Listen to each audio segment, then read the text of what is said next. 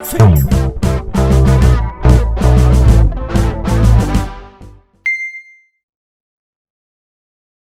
うよう言われてるのは、京都の人はもう昔から新しいもん好きやってよう言われてはりますよね。祇園祭とかでもそのシルクロードから渡ってきたペルシャ絨毯を飾ったりとか、その祇園祭の矛に飾るとか、その当時の最新のものをこう手に入れたい。やっぱり都やったからそこに集う人たちが我も我もって言って、その時の一番いいものっていう感覚があったんやと思うんですけど、新しいものも取り入れながらそれを大事にするっていう、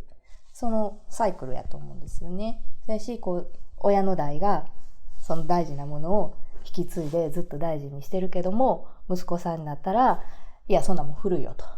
やっぱり今は最新のものだとか、最新で一番ええものがあるからそれを取り入れようと、何言うてんねんと、今まであるもんが一番ええに決まってるやろと、それのやり合いが京都の切磋琢磨につながっていってるんじゃないかなとも思ったりします。この都がいろんな人材を、ずーっと生んできたから都やと思うんだけど、それこそその文化人とかね、いろんな芸術を生む人とか学者とかいろんな人を生んできたと思うんですけど、これからもこうどんどん生んでってほしいわけですが、そういうその京都と人、結局若い人らって、お商売したはるとこやったら長いこと続いてるところが多いし、そういう世界で育った若い人らってやっぱりそういう文化も大事やってわかるけど、もう堅苦しいなとか、もう古いねんとか、今はもっとこういう時代やと。で、新しいものを探しに外に出はるんですよね。若いジュニアたちはバーッと外に出て、で、いろんなものを吸収して、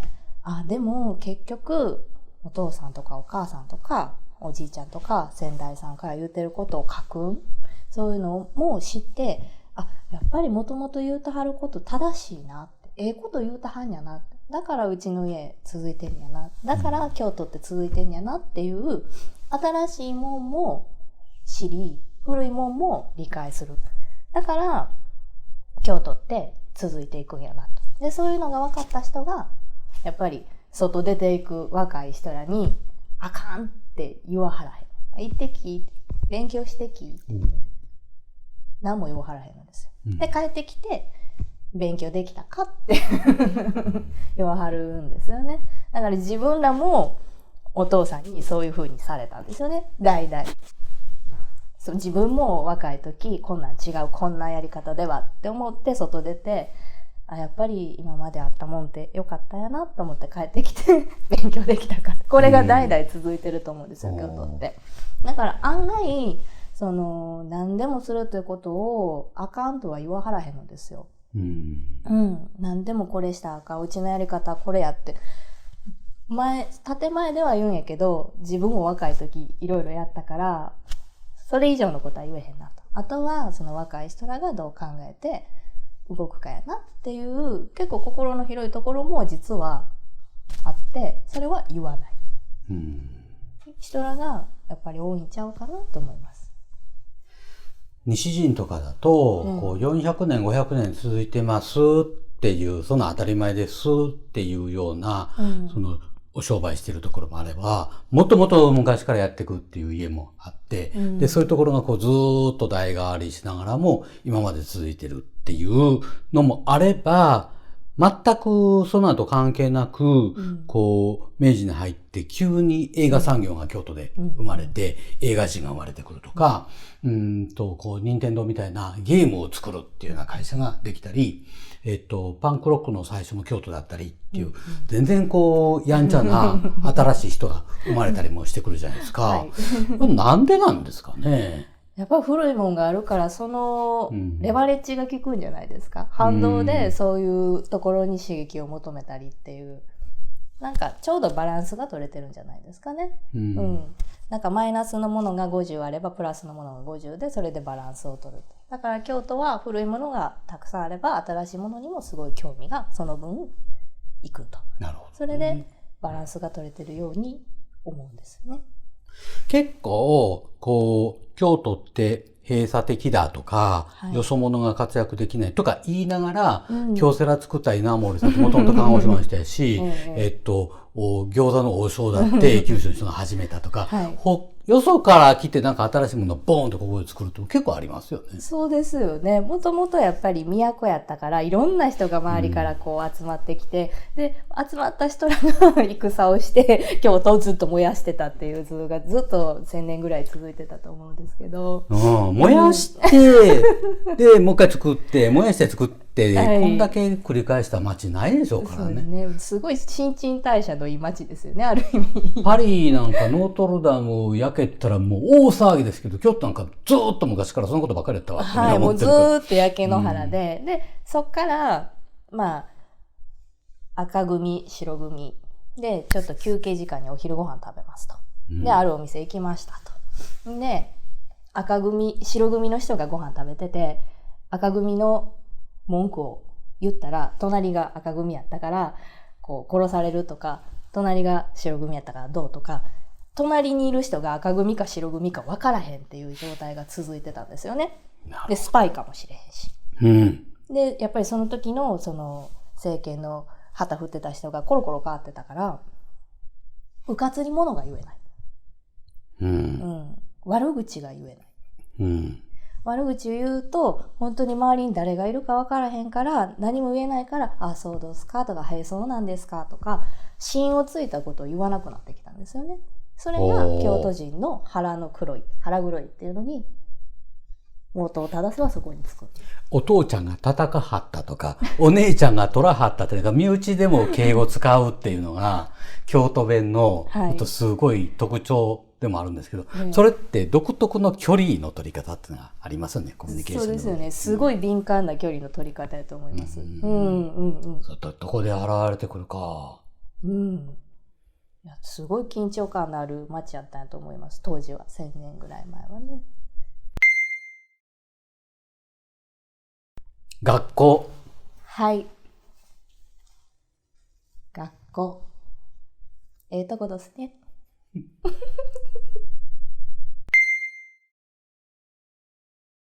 まあ、私、今、33歳になるんですけど、まあ、小学校、中学校、15ですね。ちょうど義務教育が終わるのは15で、高校を1学期だけ行って、それは父との約束やったんですけど、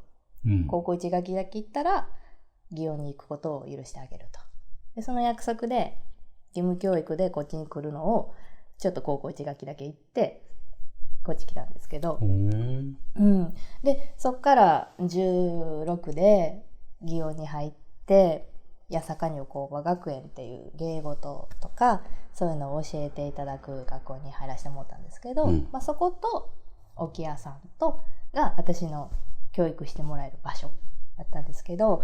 もう全然世界が違いましたね。考え方も。15までいた環境は、まず分からへんかったら自分で調べてから、で、どうしても分からへんかったら人に聞きなさいみたいな感じの教えられ方をしたので、まず自分で考えて答えを出さなあかん。いや、普通の学校ですね。普通の学校。そういう風に育てられてたんで、そういうように祇園に来てからもやろうとしてたら、分からないことがあれば、まず聞きなさい。自分の判断で行動しない。絶対に間違うから。でもまさかと思って、やっぱり自分なりの判断で動くやないですか。でもやっぱり祇園には祇園のすごい明確なルールというものがありまして、やっぱりちょっとでもそれにずれたら、誰に聞いたんやとか、誰に教えてもうたんや、そんなとこ教えてへんやと。やっぱり上から教えられた通りにせえへんかったら、ちょっとでも違うと、なんやって自分で考えてやったんかみたいなこと言われるんですよ。クリエイトしてはいけないんだ。まず模倣でいくんですね。模倣でいく。その世界や。そう。マネブです。マネブです。そう。人の真似をして、お姉さんお母さんがやってることを見て、その通りにやる。だからそれからずれてもいけけないし、でやっぱりもうゼロから入るし分からへんことが当たり前なので、自分で考えて動くっていうことは生意気なんです、うん、あんたこの世界のこと何も分かってへんやろもう確かにそうなんですよ。もう10代の子供やからね、やっぱり子供がそんな大人の世界で生意気なんて一切できないんですよ、それやったらほんまにもうゼロなんやから聞きなさいと、うん、だからもう本当に白い紙にもうインプットしていく、全部だから教える側はなんでその分からへんかったら聞きなさいっていうのかっていうと、この人がどこまで知っててどこまで分からへんかみたいなのが分からへんから、例えば着物の畳み方、それが分かりません、あ、この子は着物の畳み方が分からへんやなとか、お辞儀の角度が分かりませんとか言ったら、あ、この子はお辞儀の角度が分からへんやったらこれも分からへんやろなとか、ちょっとそれで予測をしたりとかして教えていくんですよね、やっぱり人って何を考えてるかは分からへんから、相手からちゃんと言葉で伝えてほしいっていうのが上の人の気持ちなんですけど、それを上手に表してくれへんのが祇園町ですよねちゃんと聞きなさい、その一言、抽象的な一言で。その聞きなさい、学びなさいっていう期間はどれぐらい続くんですか？一生です。一生？一生です。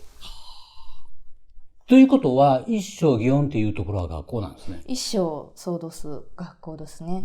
なんか例えばお祝い事があったと。で、まあこういうふうにちょっと連絡いただいたんですけど、姉さんどのようにおしやすかみたいなお返しとか、どのタイミングで返しますかとか、どういうものを送りますかとか、その都度その都度やっぱり上の人に聞くんですよね。それは乱さないため、調和を取るために、自分だけこうパッてなんか華やかなことをして、でそれを知らないお姉さんが何もしなかったとかで、そのお姉さんに恥をかかせることになるので、後輩の自分がその情報を入れたならばお姉さんに伝えるとか、それでお姉さんがやっぱり恥をかかないようにお姉さんにまずその指揮を仰ぐとか、やっぱりその環境、まずはお姉さん、まずは上の人からっていうことをちゃんとこう、なんていうんです、きっちり伝えていくっていう。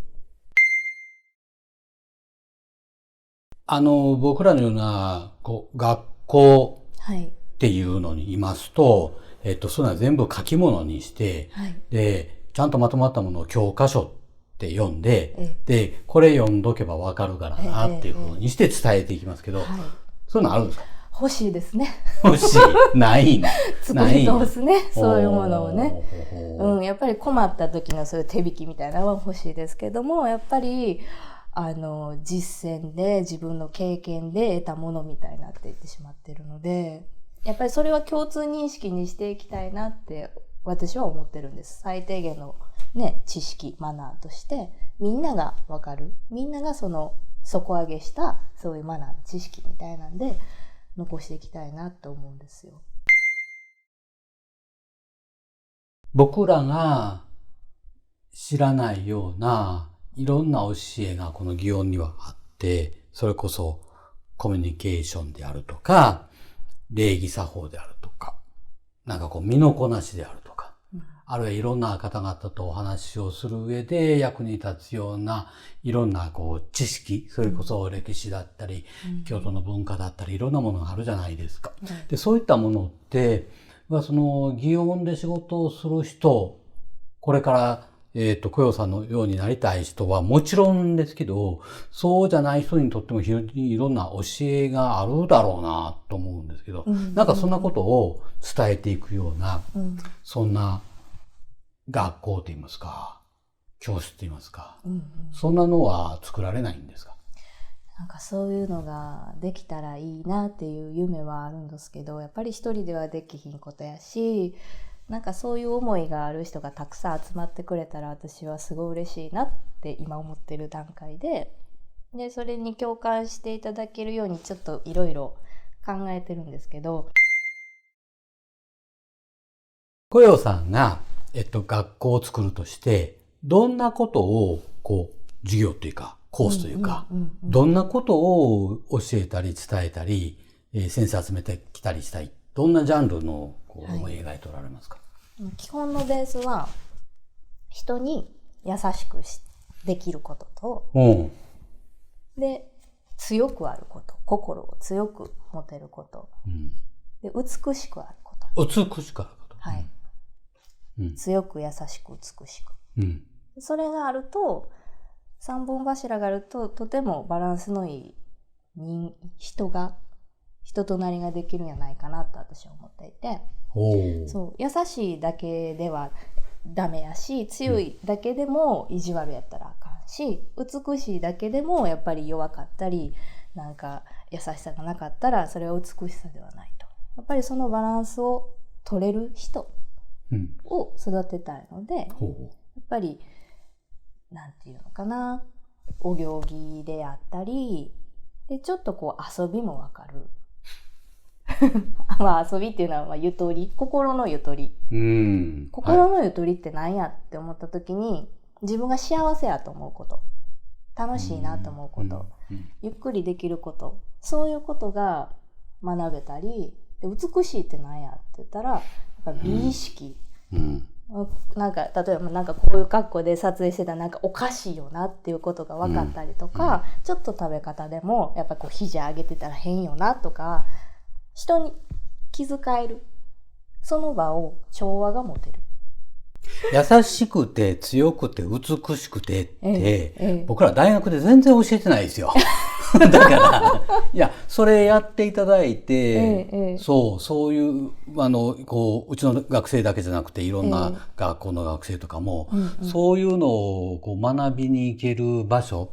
それは実際にこう祇園で教室開いていただいたり、それこそ映像でね、なんか授業やってもらったりしたら、